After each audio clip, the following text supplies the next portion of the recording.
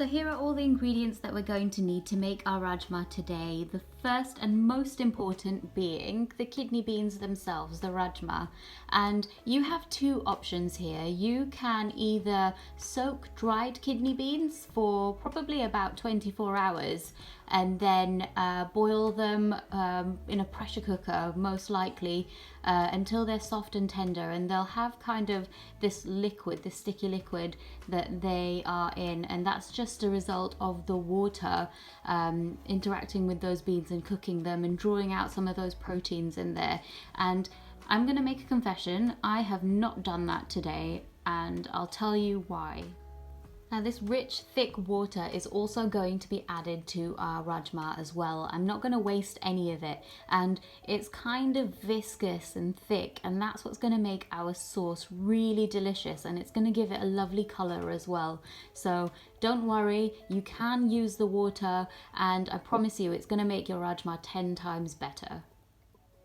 So the base of our rajma is essentially a mixture of browned onions and spices. So I'm going to finely chop these red onions. You can use any kind of onion you want. This is just what I had in the kitchen cupboard.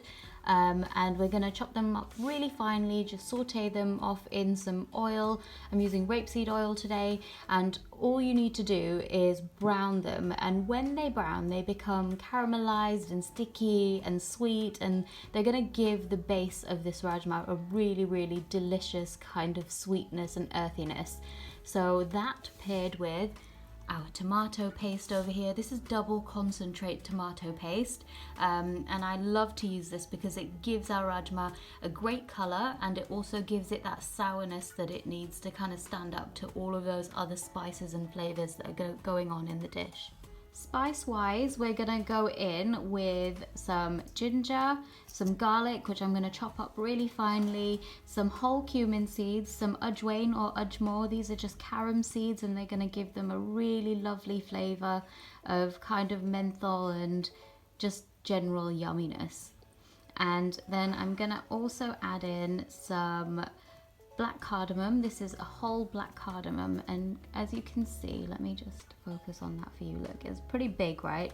In comparison to our little green cardamom here, it's a big one, and that has just this incredible earthy smokiness and kind of a smell of menthol actually, and it just gives these beans some kind of depth of flavor.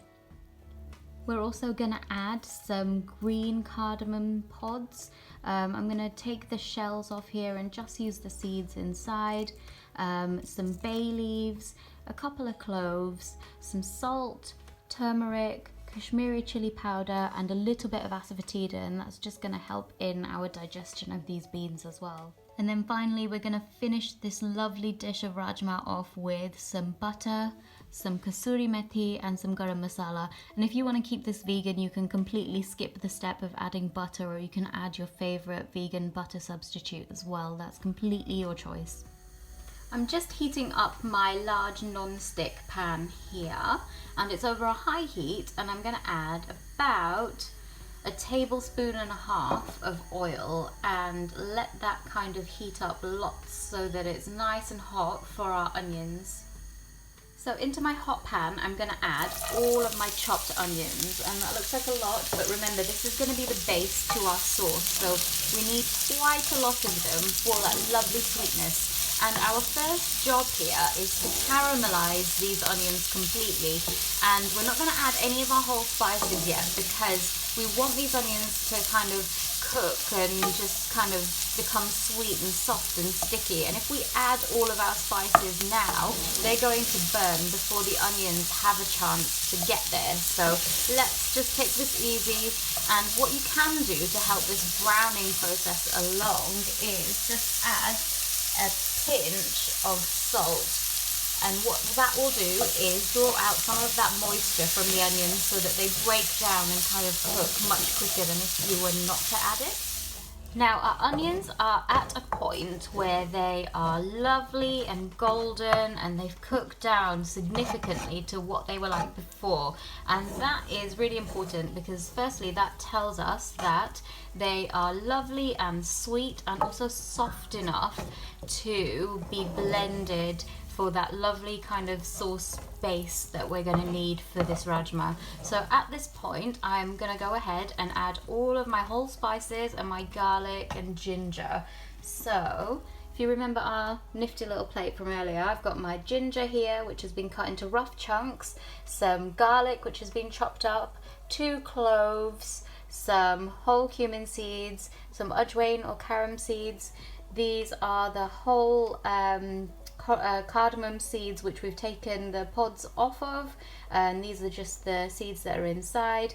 We're going to use the whole black cardamom, and then the bay leaves, some turmeric and some salt, and finally just a little bit of asafoetida. And all of that now goes into this pan, and we're just going to cook it a little bit. It doesn't need a ton of cooking now because those onions are at the point. Everything is in the pan. We're just going to give it a good mix, and those onions are really lovely and soft now, and this is not going to take too long at all. We're going to cook this probably for about 3 to 4 minutes over a medium lowish heat, and all that's going to do is make sure that our onions continue to cook and soften up, and all of the spices, the ginger and the garlic all kind of lose their rawness, so they're not tasting raw and they are just delicious. So just keep stirring it often and take your time over it. It's a really nice process, so just enjoy it. My spices have just been cooking for a couple of minutes now, and it is time to add our chopped green chilies, add all of those in, and our tomato paste, and just give that all a really good stir. Mix it up and just let this cook for a minute, and once that has cooked for a minute, it's going to take that raw flavour away from the tomato paste, and you'll be able to add a little bit of water. Right, now our tomatoes and chilies have been cooking for just a couple of minutes now. That raw flavour has gone away. Don't worry if anything sticks too much at the bottom of the pan. Remember, that is flavour. That's where all of these rich kind of earthy flavours for our rajma is going to come from. So don't be scared of it. Just let it all cook and come together, and that's what's going to give this sauce that lovely kind of silky, luxurious finish. So now I'm just going to go in and add a little bit of water. It's just room temperature water. And I'm just going to continue to cook this. Just give it a really good stir and continue just to cook it for about 5 minutes or so, and then we're going to switch it off and let it cool down completely.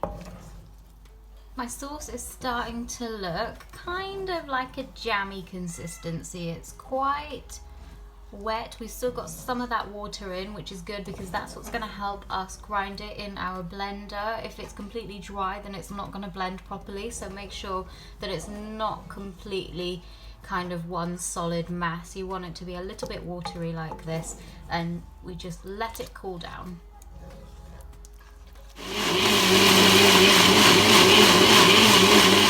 I'm just going to take it off, give it a little bit of a shake, and then pop it back on and do the same thing one more time. 30 seconds again.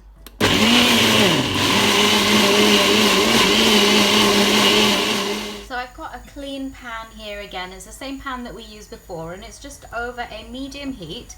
I'm just going to chuck in a little bit of butter. This is completely optional. Of course, you don't have to use butter if you don't want to. You can use your favorite vegan butter.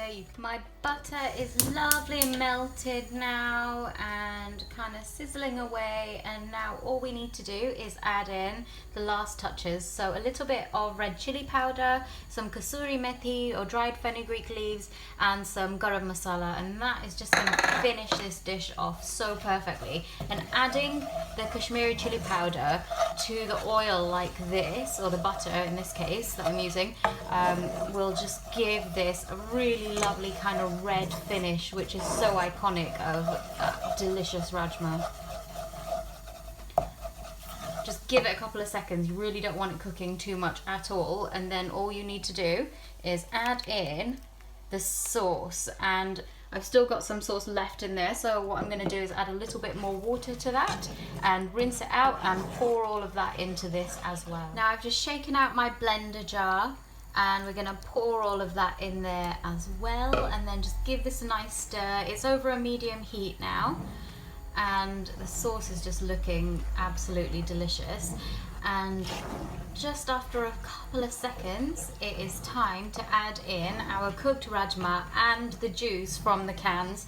And remember, if you are soaking your own dried kidney beans for this dish, then don't worry, just boil them in plenty of water and make sure that you're using the water that you boiled them in as well, and that is just going to give this sauce the most dreamy texture and consistency.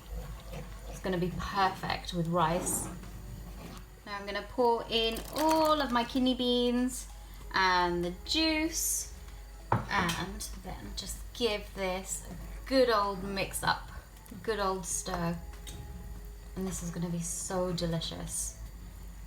This just needs to simmer now for about 15 minutes or so. Do the first 10 minutes with the lid on, and then the last 10 minutes with the lid off. And that is just gonna give this sauce the most delicious texture. Now the last thing that I'm going to add before I put the lid on this to let it kind of simmer away is some brown sugar. And that is just gonna help us balance the flavors a little bit so that that spiciness and the sourness of the tomatoes is tempered a little bit with that subtle sweetness of some brown sugar, and just give this all a really good mix. And now I'm going to pop the lid on, and this is going to simmer away now for about 10 minutes, and then we're going to take that lid off and let it cook for another 10 minutes without the lid on. My rajma has been cooking with the lid on now for about 10 minutes, and now I'm going to go ahead, and something that I forgot to mention at the beginning was a squeeze of lemon juice, and that is going to be super delicious. We're just going to balance out all of those spices with a little bit of lemon juice, and then we're going to continue to cook it. Now I'm going to turn the heat down a little bit because we still want some of this lovely sauce in here. If you find that it's getting too dry, you can always add just a little bit more water, but this is great for me. It has plenty of sauce in here, so what I'm going to do is just turn the heat down a little bit and simmer it over a medium to low heat. And keep stirring it often because you don't want those beans to kind of sit at the bottom of the pan. You guys are going to love this rajma recipe. It's proper comfort food that you can make for the family. You can batch cook it, pop it in a container and freeze it for later. It freezes really well. And I promise your family are going to love this.